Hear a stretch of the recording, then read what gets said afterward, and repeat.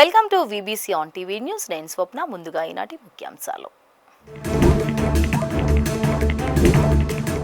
అహల్యాబాయి అసాధారణ ప్రజ్ఞాశాలి అన్న ప్రధాని మోదీ. దైవసేవ ప్రజాసేవ సమానంగా భావించేవారని వ్యాఖ్య.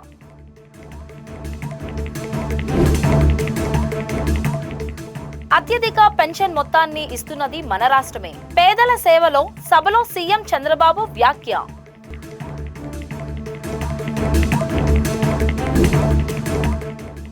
విశాఖలో జూన్ 10న ట్రైబల్ వర్సిటీ స్నాతకోత్సవం. పాల్గొననున్న రాష్ట్రపతి ముర్ము. ఏర్పాట్లపై సీఎస్ సమీక్ష.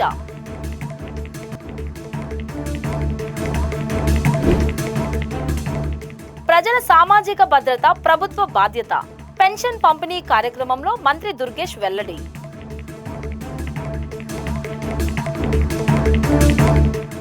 మధ్యప్రదేశ్ రాజధాని భోపాల్లోని జంబూరి మైదానంలో లోక్ మాతాదేవి అహల్యాబాయి 300వ జయంతి ఉత్సవాలు ఘనంగా జరిగాయి. ఈ సందర్భంగా నిర్వహించిన మహిళా సాధికారత మహా సమ్మేళనంలో ప్రధానమంత్రి పాల్గొన్నారు.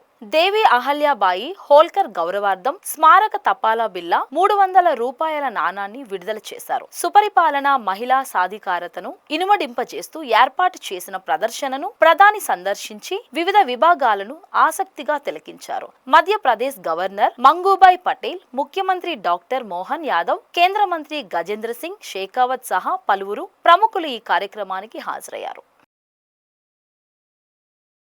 భారతదేశం వలస పాలనలో ఉన్న సమయంలో లోకమాతాదేవి అహల్యాబాయి హోల్కర్ అసాధారణ నాయకత్వాన్ని ప్రదర్శించారని ప్రధాని మోదీ ప్రశంసించారు. విద్య, ప్రజా సంక్షేమానికి ఆమె చేసిన కృషి ఎనలేనిదన్నారు. దైవసేవ, ప్రజాసేవ రెండింటినీ ఆమె సమానంగా భావించేవారని చెప్పారు. అత్యంత క్లిష్ట పరిస్థితులను కూడా దృఢ సంకల్పంతో ఎలా అధిగమించగలమో అనే దానికి ఆమెను ఒక శక్తివంతమైన ఉదాహరణగా ప్రధాని మోదీ అభివర్ణించారు. साथियों, लोक माता देवी अहल्याबाई होलकर ये नाम सुनते ही मन में श्रद्धा का भाव उमड़ पड़ता है. उनके महान व्यक्तित्व के बारे में बोलने के लिए शब्द कम पड़ जाते हैं. देवी अहल्याबाई प्रतीक है कि जब इच्छा शक्ति होती है, दृढ़ प्रतिज्ञा होती है, तो परिस्थितियां कितने ही विपरीत क्यों न हो, परिणाम लाकर दिखाया जा सकता है. 250-300 साल पहले जब देश गुलामी की जंजीरों में जकड़ा हुआ था, उस समय ऐसे महान कार्य कर जाना कि आने वाली अनेक पीढ़ियां उसकी चर्चा करें, ये कहना तो आसान है, करना आसान नहीं था.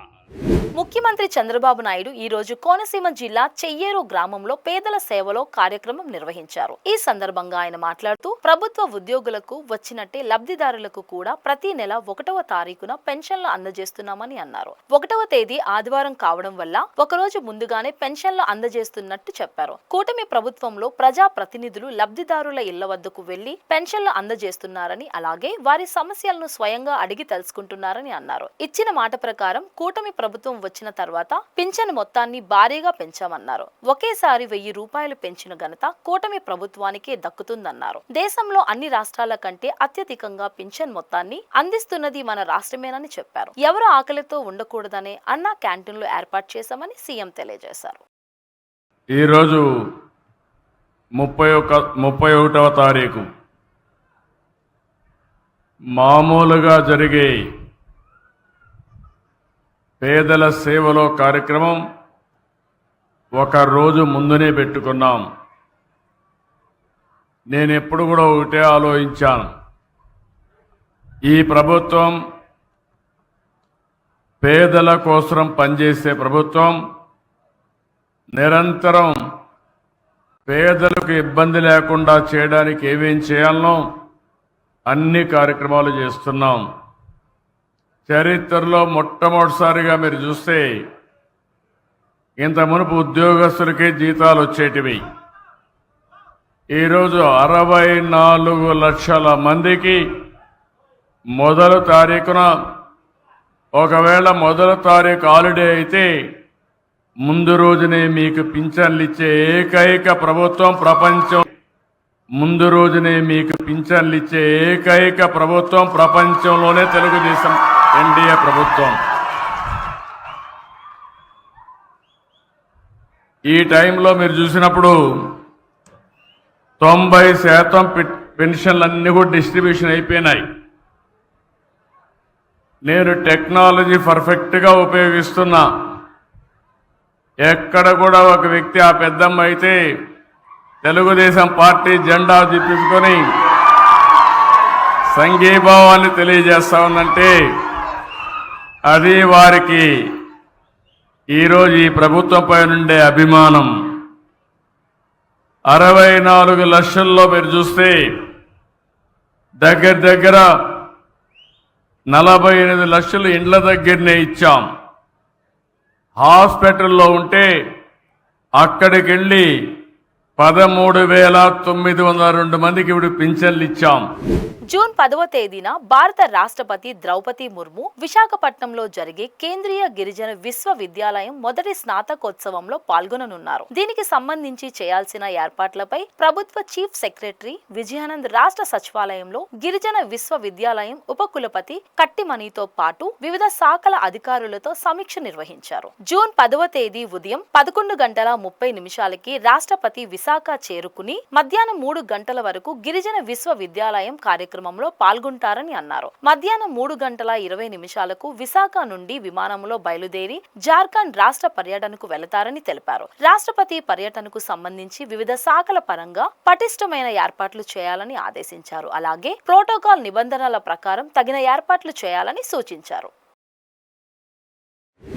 ఎన్టీఆర్ భరోసా సామాజిక పెన్షన్లతో నిరుపేదలకు భరోసా అందిస్తున్నామని మంత్రి కందుల దుర్గేష్ అన్నారు. ఈ రోజు ఆయన నిడదవోలు పట్టణంలోని 4-8 వార్డుల్లో పర్యటించి ఇంటింటికి వెళ్లి స్వయంగా లబ్ధిదారులకు పెన్షన్లు పంపిణీ చేశారు. ఈ సందర్భంగా కూటమి ప్రభుత్వ పనితీరుపై ప్రజల సంతృప్తిని గురించి అడిగి తెలుసుకున్నారు. సంతృప్త స్థాయి పెరగడానికి ఇచ్చిన హామీల అమలు చేయడమే కారణమని మంత్రి దుర్గేష్ పేర్కొన్నారు. జూన్ 1వ తేదీ ఆదివారం సెలవు దినం కావడంతో ఒకరోజు ముందుగానే పెన్షన్లు పంపిణీ చేస్తున్నామన్నారు. ఎలాంటి అవకతవకలకు ఆస్కారం లేకుండా అత్యంత పారదర్శకంగా పెన్షన్ల పంపిణీ ప్రక్రియ చేపట్టామని చెప్పారు. ప్రజల సామాజిక భద్రత కూటమి ప్రభుత్వ బాధ్యత అని స్పష్టం చేశారు.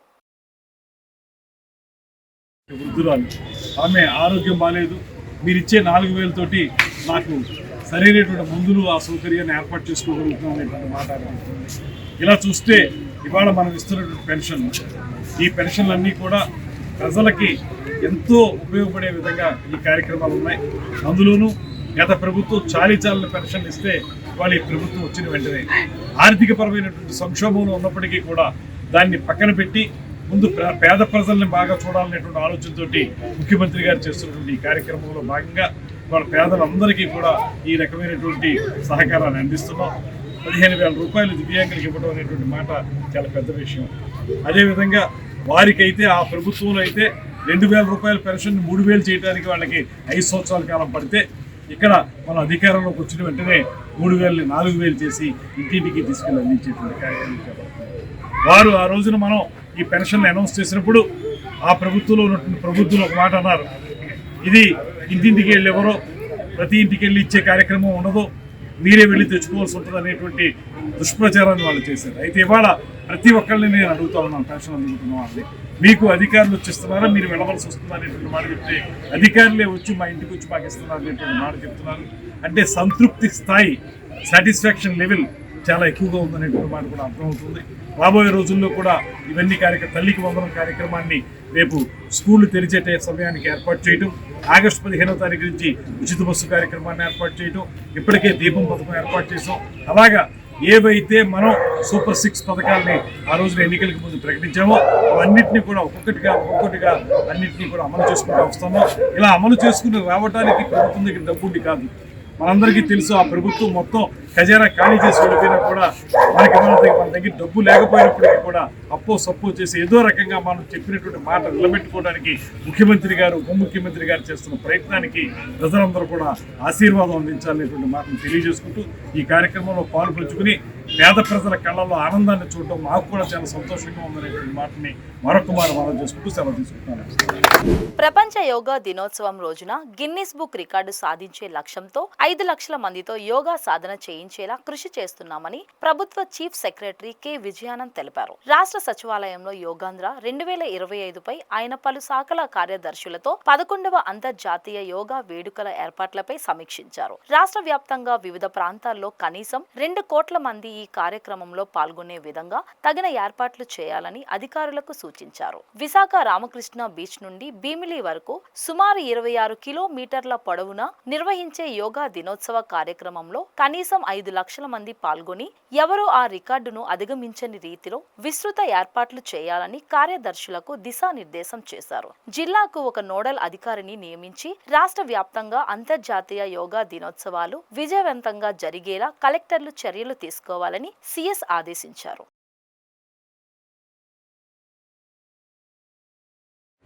ధూమపానం వలన తమకే కాక పొరుగు వారికి కూడా చెడు ప్రభావం పడుతుందని అల్లూరు జిల్లా కలెక్టర్ దినేష్ కుమార్ అన్నారు. నో టొబాకో డే పురస్కరించుకొని వైద్య ఆరోగ్య శాఖ ఆధ్వర్యంలో పాత బస్టాండ్ అంబేద్కర్ కూడలి నుండి ఐటీడీఏ వరకు జరిగిన ర్యాలీలో కలెక్టర్ పాల్గొన్నారు. ఈ కార్యక్రమంలో జిల్లా ఆరోగ్య శాఖాధికారి డాక్టర్ జమాల్ బాషా, ప్రభుత్వ వైద్య కళాశాల principal professor Hemalathadevi, DSP Shaik Shahbaz Ahmed, పలువురు డాక్టర్లు, పారామెడికల్ సిబ్బంది పాల్గొన్నారు.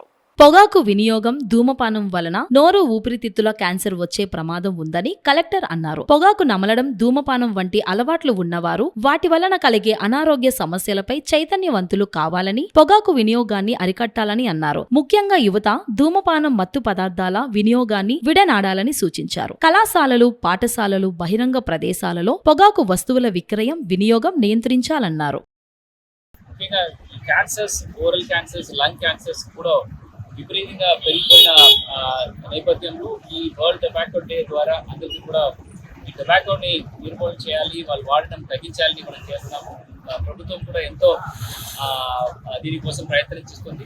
బట్ మనకుంటున్న ప్రొడక్షన్స్ కానీ సేల్స్ కానీ అది తగ్గించాలంటే ఖచ్చితంగా వినియోగస్తులు దీని గురించి వాళ్ళకున్న చైతన్యం పెంచుకొని వినియోగించకుండా వాళ్ళు అరికట్టినప్పుడు ఇది వినియోగం తగ్గుతుంది వాళ్ళని చెప్పుకొని, ముఖ్యంగా యువతులు స్కూల్స్ అండ్ కాలేజెస్లో కూడా ఎర్లీ స్టేజెస్లో పిల్లలు ఇది పికప్ చేసిన స్మోకింగ్ హ్యాబిట్ అది అరికట్టడానికి కూడా ఎడ్యుకేషన్ డిపార్ట్మెంట్ ద్వారా అందరికీ చెప్పడం జరుగుతుంది. విశ్రాంత ఐఏఎస్ అధికారి, ఆంధ్ర తెలంగాణ ఐఐపిఏ ప్రాంతీయ బ్రాంచి చైర్మన్ ఎం గోపాలకృష్ణ రచించిన life of Karmayogi, memories of civil servant పుస్తకావిష్కరణ విశాఖలో ఘనంగా జరిగింది. ఎంవైపీ కాలనీ ఐఐఏఎం కళాశాలలో రాయల్ క్లబ్ అల్వార్దాస్ గ్రూప్ సంయుక్త ఆధ్వర్యంలో ఈ కార్యక్రమం నిర్వహించారు. రచయిత గోపాలకృష్ణ మాట్లాడుతూ ఐఏఎస్ అధికారిగా పలు రాష్ట్రాల్లో విధులు నిర్వర్తించిన సమయంలో చేపట్టిన సంస్కరణలు, వాటి వల్ల లభించిన సంతృప్తిని మీడియాతో పంచుకున్నారు. త్రికరణ శుద్ధిగా విధులు నిర్వర్తించే ఐఏఎస్లకు గుర్తింపు ఎప్పటికీ ఉంటుందన్నారు. 1962వ సంవత్సరంలో జాయిన్ అయ్యాను. నాకు ఒక రికార్డు ఉందన్నమాట. లా పేపర్లో ఐఏఎస్ ప్రొబేషనర్స్కు 100కు 100% నాకు వచ్చిందనమాట. తర్వాత నేను అస్సాంలో 12 సంవత్సరాలు పనిచేశాను, ఆంధ్రప్రదేశ్లో 12 సంవత్సరాలు పనిచేశాను, గవర్నమెంట్ ఆఫ్ ఇండియాలో 12 సంవత్సరాలు పనిచేశాను అన్నమాట. గోదావరి ఫర్టిలైజర్స్ అని కాకినాడలో ఉంది, దానిని నిర్మించింది నేనేనన్నమాట. ఎన్నో కష్టాలు ఉన్నప్పటికీ ఓర్చుకుని దాన్ని 3 లక్షల టన్నుల ఉత్పత్తి తయారు చేసేటట్లుగా చేశాము. కానీ ఇప్పుడు అది 1 మిలియన్ టన్స్, 10 లక్షల టన్నుల డిఏపిని ఉత్పత్తి చేస్తుంది అన్నమాట. అది కాకుండా విశాఖపట్నం స్టీల్ ప్లాంట్కు ఒక కెనాల్ కావాల్సి వచ్చిందన్నమాట, ఏలేరు కెనాల్ అని. ఆ ఏలేరు కెనాల్ని సాధించడానికి నేను ఎంతో కృషి చేసి గోదావరి నది నుంచి ఆ నీటిని ఇక్కడికి మరలించామన్నమాట. దానికి చాలా సమయం పట్టింది. దానికి సేల్ కూడా మాకు సహాయం చేసి డబ్బు కూడా మాకు ఇచ్చారన్నమాట. దానికి అప్పుడు ప్రభుత్వం దగ్గర అంత డబ్బు ఉండలేదన్నమాట. అది కాకుండా నేను APSFC, Andhra Pradesh state financial corporation, అది సరిగా కావడమే కాకుండా చాలా లాసెస్ అన్నమాట. అటువంటి పరిస్థితుల్లో నన్ను చీఫ్ మినిస్టర్ గారు పిలిచి, సిడ్బీ వాళ్ళు పిలిచి, మీరే దీన్ని సరిచేయాలని చెప్పినప్పుడు నేను దానికి చైర్మన్గా 4 సంవత్సరాలు పనిచేశాను. అది ఇప్పుడు ఏమైందంటే ఆ 4 సంవత్సరాల్లో అది బాగుపడి ఇప్పుడు మొత్తం భారతదేశంలోనే అత్యున్నత ఎస్ఎఫ్సిగాను అప్పటి నుంచి లాభాల బాటలోనే ఉందన్నమాట. కాబట్టి నేను ఎక్కువగా గవర్నమెంట్ ఆఫ్ ఇండియాలో మైన్స్ మినిస్ట్రీలో నేను అడిషనల్ సెక్రటరీగా ఉన్నాను. తర్వాత నేను ఆర్ఈసి, రూరల్ ఎలక్ట్రిఫికేషన్ కార్పొరేషన్, దానికి చైర్మన్గా ఉండి, అంతేకాకుండా స్కోప్ అని standing conference of public enterprise, government of India 246 central public sector undertakings, వాటన్నిటికీ నేను చైర్మన్గా ఉన్నానన్నమాట. ఆ చైర్మన్గా ఉన్నప్పుడు నాకు చెప్తున్నా. అది అయిన తర్వాత నన్ను అందరూ కూడా మీరు ఒక పుస్తకం రాస్తే బాగుంటుంది, మీ ఆటోబయోగ్రఫీ, స్వీయ కథ, జీవన యాత్ర అది రాస్తే బాగుంటుంది అంటే ఆ విధంగానే నేను book life of A Karmayogi, memoir of A civil servant అని పుస్తకం రాశాను. దానికి ఎందుకు ఆ పేరు ఇచ్చాను అంటే ఐఏఎస్ ఆఫీసర్స్ కర్మయోగిలాగా పని చేయవలసి ఉంటుంది. యోగ కర్మసు కౌశలం, ఏ పని మీకు అప్పచెప్పినా కూడా దాంట్లో కుశలత్వంతో మీరు అది చేయవలసి ఉంటుంది అన్నమాట. దానికి మేము ఎప్పుడు ఏమంటామంటే 3 ఉంటాయన్నమాట. అన్నిటికంటే ఉత్కృష్టమైనది, మనము ఏ పని చేసినా కూడా 10 మందికి నచ్చేలాగా ఉండాలి, ఎవరు కూడా దాంట్లో తప్పు పట్టడానికి వీలు లేకుండా ఉండాలి. అటువంటి పరిస్థితుల్లో నేను ఆ పని చేశాను కాబట్టి నాకు మంచి పేరు కూడా వచ్చిందన్నమాట.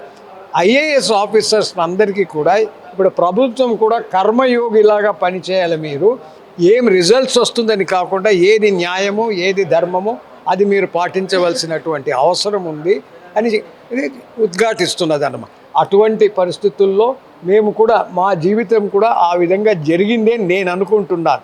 ప్రజలు ఆ పుస్తకం చదివిన తర్వాత వారి ఉద్దేశం ఏమిటో చెప్తే అప్పుడు మనకు తెలుస్తుంది నామసార్థకమైందా లేదా అని.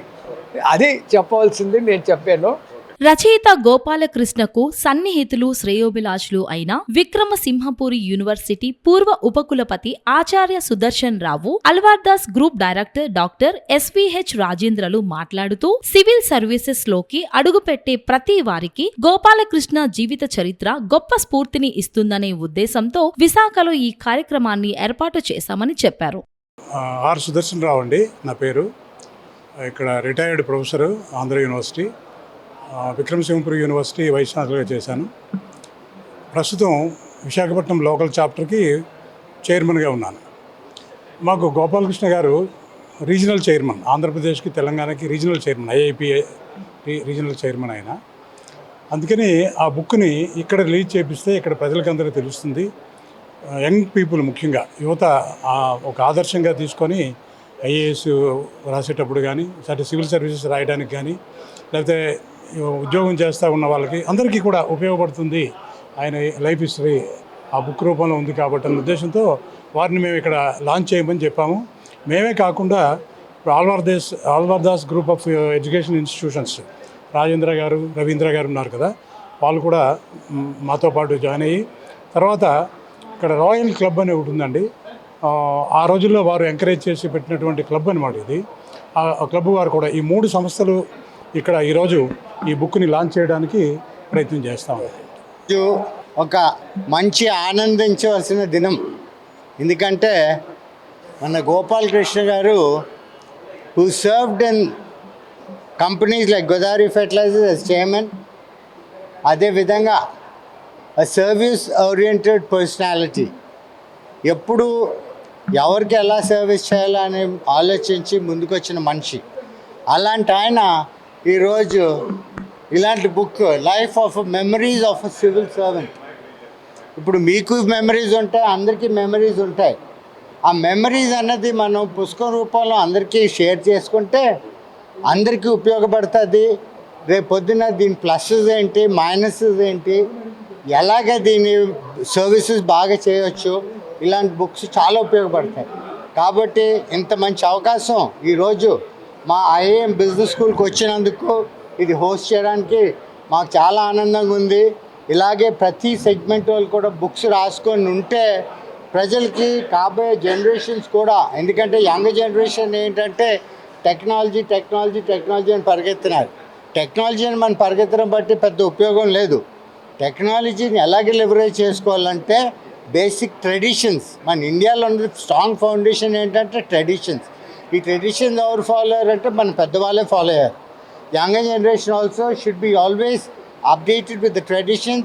At the same time, they should use traditions as a foundation for any growth. కాబట్టి ఇంత మంచి అవకాశం ఇచ్చిన మీ యొక్క ప్రింట్ అండ్ ఎలక్ట్రానిక్ మీడియాకి మరొకసారి ధన్యవాదాలు తెలుపుకుంటున్నాను. ఎందుకంటే ఏ మంచి పని జరిగినా ప్రజలకు తెలియాలంటే me print and electronic media. కాబట్టి మీ సేవలు ఎంత థ్యాంక్ యూ చెప్పినా, ఎన్నిసార్లు మీ కృతజ్ఞతలు చెప్పినా మేము తీరలేని ఉడికోల్. విజయవాడ సమీపంలోని మైలవరంలో గంజాయి తరలిస్తున్న 5గురిని పోలీసులు అరెస్ట్ చేశారు. మైలవరం, నూజివీడు, సత్తుపల్లికి చెందిన 5గురు నిందితులను అదుపులోకి తీసుకున్నట్టు ఎస్ఐ సుధాకర్ చెప్పారు. వీరు చెడు వ్యసనాలకు లోనయ్యి దూర ప్రాంతాల నుంచి గంజాయి తీసుకొచ్చి మైలవరంలో విక్రయిస్తూ ఉంటారన్నారు. నిందితుల వద్ద నుండి 2.70 కేజీల గంజాయిని స్వాధీనం చేసుకున్నట్టు తెలిపారు. అల్లూరు జిల్లా పాడేరులో అక్రమ కట్టడాల కూల్చివేతకు అధికారులు సన్నద్ధమయ్యారు. గిరిజనేతరులు పాడేరులో రోడ్లకు ఇరువైపులా యథేచ్ఛగా ఇళ్ల నిర్మాణం చేపడుతున్నారని ఆదివాసీలు ఆందోళన చేపట్టడంతో అధికారులు చర్యలు ప్రారంభించారు. 1/70 చట్టం ప్రకారం ఈ ప్రాంతంలో గిరిజనులు మాత్రమే ఇల్లు నిర్మించుకోవాలని నిబంధన ఉంది. అయితే కొందరు గిరిజనేతరులు గిరిజనుల పేరు మీద ఇల్లు నిర్మించి నిర్మాణం పూర్తయ్యాక అధికారులకు లంచాలు ఇచ్చి తమ పేరు మీదకు మార్చుకుంటున్నారని ఆరోపణలు ఉన్నాయి. నిబంధనలకు విరుద్ధంగా నిర్మించిన వాటిని అధికారులు గుర్తించి వాటిని తొలగించేందుకు అధికారులు సిద్ధమయ్యారు. అక్రమ కట్టడాలతో పాటు ప్రభుత్వ స్థలాల్లోని అక్రమ నిర్మాణాలను కూడా తొలగిస్తామని అధికారులు చెబుతున్నారు.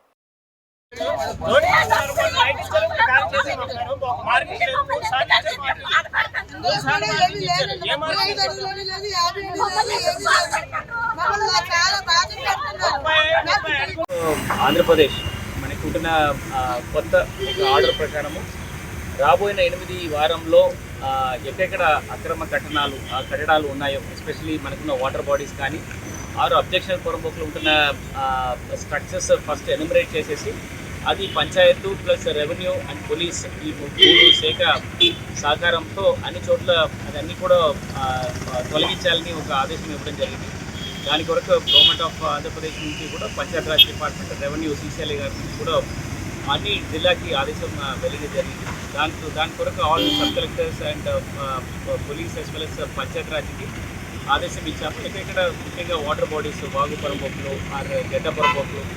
ఆత్మస్తుతి పరనిందకే మహానాడులో ప్రాధాన్యతనిచ్చారు తప్ప ఏడాది కాలంగా ఉద్ధరించింది ఏంటో టీడీపీ నేతలు ఎందుకు చెప్పలేకపోయారని ఎమ్మెల్సీ బొత్స సత్యనారాయణ దుయ్యబట్టారు. ఎన్నికలకు ముందు ఇచ్చిన సూపర్ 6 పథకాల హామీలను ఎక్కడ అమలు చేశారని నిలదీశారు. విశాఖ లాసెన్స్ బే కాలనీలోని కార్యాలయంలో ఆయన మీడియా సమావేశం నిర్వహించారు. మహానాడులో నేతలు మాట్లాడిన వాటికి ప్రజల కడుపు నిండదని వ్యాఖ్యానించారు. 10వ తరగతి పరీక్షల ప్రశ్న పత్రాల వాల్యుయేషన్ లో జరిగిన నిర్లక్ష్యానికి ప్రభుత్వమే పూర్తి బాధ్యత వహించాలన్నారు. దీనిపై ఇప్పటి వరకు ప్రభుత్వం ఎందుకు చర్యలు తీసుకోలేదని ప్రశ్నించారు. అధికారంలో ఉన్న తెలుగుదేశం పార్టీ, ఆ ప్రభుత్వం ఒక పెద్ద డ్రామా ఎపిసోడ్ చేసింది కడపలో. ప్రతి సంవత్సరం ఏదో విధంగా జరుగుతుంది, కానీ ఈ రకమైన కొత్త టెక్నిక్లతో ఉన్నవి లేని ఉన్నట్లు ప్రభుత్వం వచ్చి అధికారంలో ఉండే ప్రభుత్వం, సంవత్సర కాలం పాటు పరిపాలన చేసిన ప్రభుత్వం ఈ సంవత్సర కాలంలో ఏం చేశామో చెప్పుకోలేక ఏవేవో జిమ్కులు చేస్తూ ప్రజలు మభ్యపెట్టడానికి 3 రోజులు చాలా తాపత్రయపడింది. మనం చూసాం. ఆ తాపత్రయం ఎంత కాదు, ఆ తాపత్రయం ప్రతి పార్టీకి ఆ పార్టీ ఆవిర్భావ దినం, దానికి సంబంధించి కార్యక్రమాలు చేసుకోవడం అనేది అది ఒక ఆనవాయితీ, సహజం. ఆ ఆనవాయితీలో, ఆ కార్యక్రమాల్లో అధికారంలో ఉంటే అధికారంలో చేసిన పనులు చెప్పుకుంటారు, అధికారం లేకపోతే ఉన్నప్పుడు చేసిన కార్యక్రమాలు చెప్పుకుంటారు, లేకపోతే అధికార ప్రభుత్వం ఇచ్చిన మాటలు ఏమైనా నెరవేర్చకపోతే ఆ విషయాలు చెప్పుకుంటారు. కానీ ఇక్కడ ఒక దురదృష్టం ఏంటంటే అధికారంలో ఉండి తెలుగుదేశం పార్టీ కూటమి ప్రభుత్వం ఈ సంవత్సర కాలం ఏం చేసిందో చెప్పుకోలేక ఎంతసేపు ఆడిపోసుకుని ఆత్మస్థుతి పరనింద అనే సామెతలాగా వాళ్ళు వచ్చి పొగుడుకుంటూ ఎంతసేపు వైసీపీ పార్టీని జగన్మోహన్ రెడ్డి గారిని అందులో ఉన్న నాయకుల్ని మరి వాళ్ళని కించపరుస్తూ స్థాయి లేని సభ్యత లేకుండా వారు మాట్లాడిన భాష రాష్ట్ర ప్రధానికి అంతా కూడా చూశారు. సూటిగా అడుగుతున్నాను ఆ పార్టీని, ఆ నాయకుల్ని, ఈ సంవత్సర కాలంలో మీరు ఇచ్చిన సూపర్ 6లో ఎందుకు అమలు జరపలేపారు? ఎందుకు అమలు జరపకపోతే ఆ విషయాన్ని, ఆ సందేశాన్ని ఎందుకు ఆ వేదిక మీద మీరు ఇవ్వలేదు? ఫంక్షన్ తప్ప ఏ కార్యక్రమాన్ని మీరు చేశారని అడుగుతున్నాను. రైతులకి ఇవ్వాల్సిన ఏదైతే రైతు భరోసా ఏదైతే ఇచ్చేవాళ్ళమో కేంద్ర రాష్ట్ర ప్రభుత్వాల తాలూకా సమన్వయంతో ఒక సంవత్సరం మొదటి సంవత్సరం గాలికి ఎగ్గొట్టారు, రెండో సంవత్సరం ఇప్పుడు లేదు. అంటే అది 20,000, 20,000, 40,000 రూపాయలు ఎప్పుడు ఇస్తారు చెప్పండి? అయిపోయాయి సంవత్సర కాలం. ఈ 10, 20 ఎప్పుడు ఇస్తారు? అమ్మఒడికి ఇస్తా అన్నారు, తల్లికి వందనం అన్నారు, ఓకే.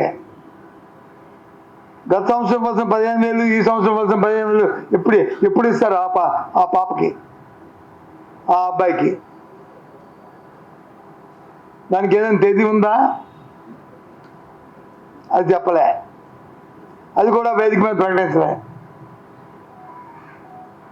ఎంతసేపు పాసింగ్ రిమార్క్స్ చేశాం, లేదంటే జగన్మోహన్ రెడ్డి గారిని తిట్టుకున్నాం. ఏంటి ఈ రాష్ట్రంలో ఈ సంవత్సర కాలంలో మీరు చేసిన అభివృద్ధి?